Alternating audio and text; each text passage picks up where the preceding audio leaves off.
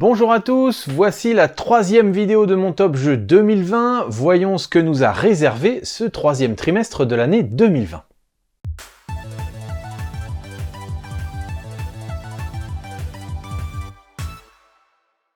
C'est parti pour le mois de juillet avec des achats mais aussi des cadeaux puisqu'il s'agit du mois durant lequel je fête mon anniversaire. On commence avec Egocentric World qui est un jeu que j'ai gagné lors d'un concours de l'éditeur. Il s'agit d'un jeu de cartes dans lequel il faut finir avec le moins de points d'ego que les autres. Je n'ai pu jouer à ce jeu qu'avec 2 ou 3 joueurs et je n'ai aucun doute sur le fait que le jeu est bien. Malheureusement, je pense qu'il nécessite d'être 5 ou 6 pour vraiment s'amuser. On continue ce mois de juillet avec Kami. Kami, c'est un jeu dérivé du shogi, les échecs japonais. Il s'agit donc d'un jeu de cartes qui se joue à 4, 2 contre 2. Chaque joueur dispose de 8 cartes et le premier qui pose sa 8e carte fait gagner le nombre de points de la carte à son équipe. Les règles sont simples, le jeu est redoutable. Un gros coup de cœur pour Kami. Le jeu suivant est un jeu d'ambiance et de rapidité que tout le monde ou presque connaît maintenant. Il s'agit de Taco-Sha Book Cheese Pizza. Le but du jeu est de se séparer de toutes ses cartes avant les autres, mais pour pouvoir le faire, il faut réussir là où les autres échouent. Un indispensable de toute ludothèque qui se respecte. On continue avec un jeu qui adapte une licence cinématographique mythique, il s'agit des Dents de la Mer. Ce jeu pour 4 joueurs permet à l'un des joueurs d'incarner le grand requin blanc tueur et aux 3 autres d'endosser le rôle des protagonistes humains du film.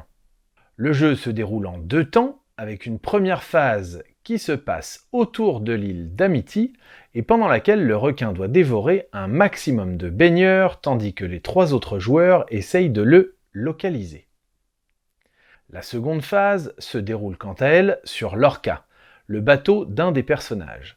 Durant cette seconde phase, le requin tentera de détruire le bateau avant que les humains ne parviennent à le tuer.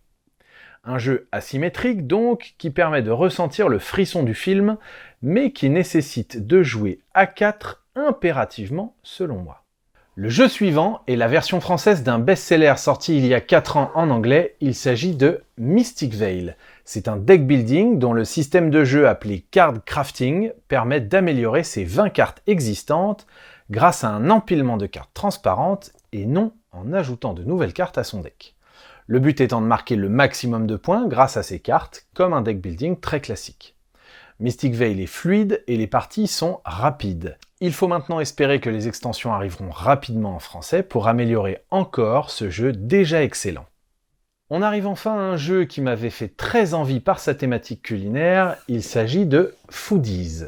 Foodies est un jeu dans lequel les joueurs doivent acheter des stands de cuisine pour améliorer leur marché culinaire. Les combinaisons de stands rapportent plus ou moins de points et évidemment celui qui a le plus de points à la fin remporte la partie. Le jeu est facile et rapide mais manque cependant de petits trucs qui le rendraient encore meilleur, comme par exemple des objectifs secrets qui permettraient un décompte de points moins facile à suivre par exemple. Et le jeu du mois de juillet est sans trop de difficultés dans le choix, Mystic Vale, parce qu'il est pour moi un véritable must-have. On arrive au mois d'août avec 5 jeux. Le premier jeu du mois d'août est Saline, pour lequel j'ai participé au financement et dont l'univers peu commun me faisait envie. Il s'agit d'un jeu de collection et de placement dans lequel les joueurs incarnent des paludiers qui doivent créer leur saline en achetant des bassins d'évaporation. Tout ceci permet d'atteindre des objectifs personnels et communs. Des événements viendront également perturber le déroulement des tours de jeu afin d'ajouter un peu d'interaction entre les joueurs. Le jeu est quasiment intégralement fabriqué en France et c'est important de le souligner. Le jeu suivant est un jeu d'ambiance totalement barré qui s'appelle Super Cats. Ce jeu décline le pierre-feuille-ciseau pour transformer 5 petits chats tout mignons en super chats de combat. Mais pourquoi donc cette armée de super chats ? Eh bien, tout simplement parce que durant la seconde phase du jeu, le joueur disposant de cette armée devra vaincre les autres joueurs qui prendront le rôle du machiavélique Robodog. Vous l'aurez compris, Super Cats est complètement barré, mais tellement fun qu'ici on démarre toujours une soirée jeu par quelques parties de Super Cats. Les 3 jeux qui arrivent font partie de la même gamme de jeux dont le but est de proposer des jeux dont la boîte, le temps de jeu et la lecture de règles sont tout petits. On commence avec Gold River, qui est une réédition d'un jeu de 2004, si je ne me trompe pas. Il s'agit d'un jeu d'enchères dans lequel les joueurs se battent pour obtenir la meilleure concession d'or possible. Le système d'enchères permet de déterminer le premier joueur à chaque tour. Il pourra alors choisir en premier sa carte, mais devra payer le montant de son enchère à son voisin de droite. Gold River fait partie des jeux auxquels je n'ai pas beaucoup joué, mais qui m'ont beaucoup plu. Le jeu suivant est Magic Rabbit. Il s'agit d'un jeu coopératif dans lequel les joueurs devront le plus rapidement possible remettre dans le bon ordre les lapins et les chapeaux du jeu. Un jeu frénétique dans lequel il est impossible de communiquer, rendant la tâche bien plus difficile qu'il n'y paraît. Un excellent mélange donc de memory, de coopération et de vitesse. Et le dernier de ces 3 jeux, mais aussi des jeux du mois d'août, est Monster Café, un jeu de majorité dans lequel les joueurs doivent habilement déclencher les pouvoirs de leurs cartes ou de celles de leurs adversaires pour récolter un maximum de jetons café. Le joueur ayant le plus de jetons café à la fin des 2 manches que compte la partie remporte la victoire. Un système de jeu malin, plusieurs configurations de jeu possibles pour renouveler les parties font de Monster Café un jeu qui me semble assez indispensable à tous ceux qui cherchent des jeux faciles et rapides pour les pauses café. Et mon jeu préféré sur ce mois d'août est Saline. J'ai pris beaucoup de plaisir à suivre le projet et à jouer à ce très joli jeu dont la mécanique est très agréable et colle parfaitement au thème. Autant le dire, ce mois de septembre est encore un mois où le choix va être difficile. Le premier jeu de ce mois de septembre est Candylab. Candylab est un jeu d'ambiance dans lequel les joueurs incarnent des confiseurs. Chaque joueur doit emballer ses bonbons en respectant des contraintes bien précises, mais attention au coup bas des adversaires. Le but du jeu est de marquer le plus de points possible, et dès qu'il n'y a plus aucun bonbon disponible, la partie se termine. Le second jeu est 5-2-1-1, j'ai choisi de prendre la version Azul. Cette version n'apporte qu'un graphisme tiré des jeux Azul sans aucun apport thématique. 5-2-1-1, c'est un jeu de pli dont le principe est de gagner le plus de points possible grâce à son jeu. Chaque manche permet de jouer ses cartes au mieux, et en fin de manche, une évaluation détermine quel joueur la remporte. Le jeu est léger et très agréable, il est régulièrement sorti cette année. Le jeu suivant est un jeu que je trouve magnifique, il s'agit de Parks. Comme vous le voyez, je ne l'ai pas dans les mains puisque je ne cesse de le prêter pour le faire découvrir. Ce jeu utilise les illustrations d'une initiative artistique pour promouvoir les parcs nationaux américains et c'est une totale réussite, aussi bien graphique que ludique.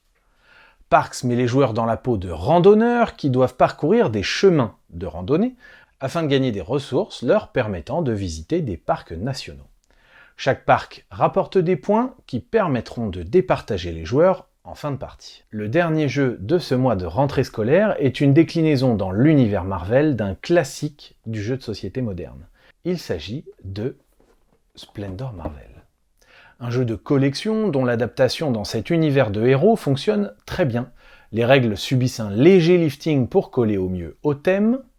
Dans Splendor, les joueurs doivent collecter toutes les pierres de l'infini à l'aide des différents héros afin de marquer le plus rapidement possible les 16 points qui mettront fin à la partie.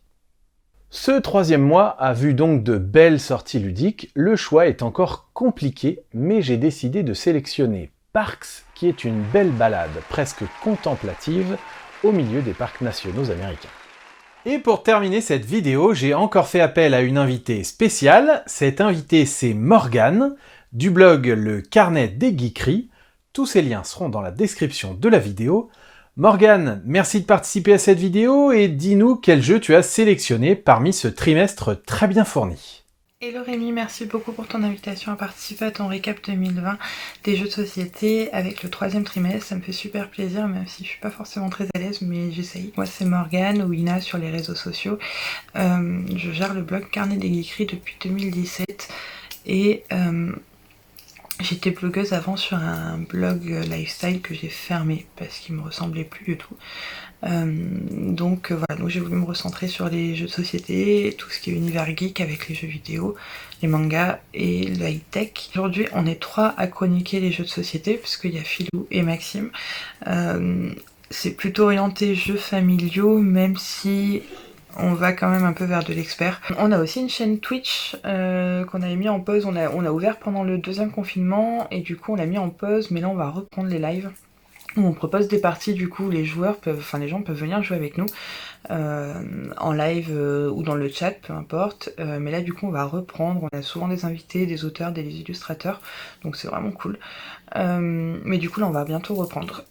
Du coup tu m'as demandé mon jeu préféré dans la liste que tu m'as envoyée sur le 3e trimestre. C'était loin d'être évident parce que du coup il y en avait 2-3 qui me plaisaient vraiment. Je pense à Parks, je pense à la gamme Coffee Break des Lumberjacks. Donc voilà, donc c'était pas évident et du coup moi je me suis rabattue sur le jeu qui a le plus marché, qui a le plus tourné chez moi en 2020. Donc c'est un petit jeu d'ambiance, donc forcément 5-10 minutes la partie, on les enchaîne, enfin voilà, ça va très vite. Il a énormément plu à tous ceux à qui je l'ai fait jouer, sauf une personne. Mais voilà, peut-être parce que c'était un jeu de rapidité, je sais pas, mais voilà, sur le pourcentage de personnes qui l'ont essayé, c'est pas beaucoup. Mais du coup c'est Takosha Book Cheese Pizza de Blue Orange. Alors forcément ceux qui me connaissent vont pas être étonnés parce que voilà il y a le narval dedans.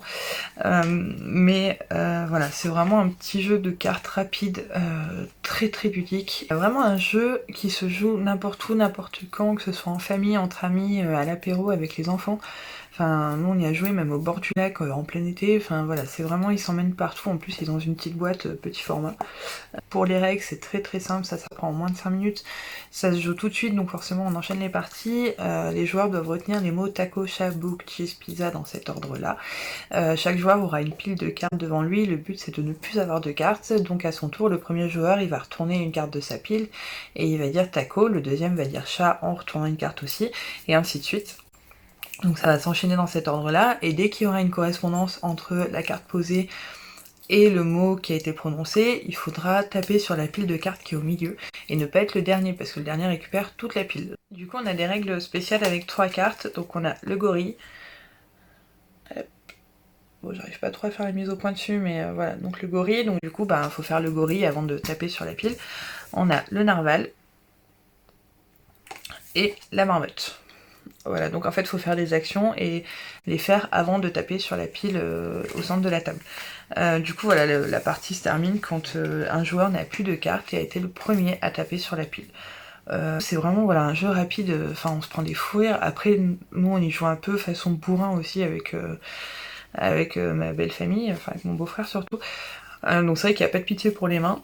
Mais voilà, c'est vraiment un jeu où on a une super ambiance, on rigole tout le temps, ça marche à tous les coups, enfin voilà, donc je vous le conseille vraiment. Merci beaucoup encore pour ton invitation. Du coup j'ai choisi un petit jeu rapide, ambiance. Je crois qu'il est à moins de 10 €, il doit être à 8,90 ou 9,90, mais voilà, pas plus. J'espère que vous aurez découvert de chouettes jeux pour ce 3e trimestre 2020 et que 2021 apportera tout autant de belles pépites ludiques malgré toute la situation actuelle. Mais voilà, on a eu des très très belles pépites en 2020, donc il n'y a pas de raison qu'on n'en ait pas plus en 2021. Donc voilà, merci beaucoup Rémi encore, et puis à très bientôt. Merci Morgane de t'être prêtée à cet exercice. La vidéo du 3e trimestre est maintenant terminée, j'espère que ça vous a plu. Si c'est le cas, n'hésitez pas à liker, commenter et vous abonner à la chaîne. On continue très bientôt avec le 4e trimestre.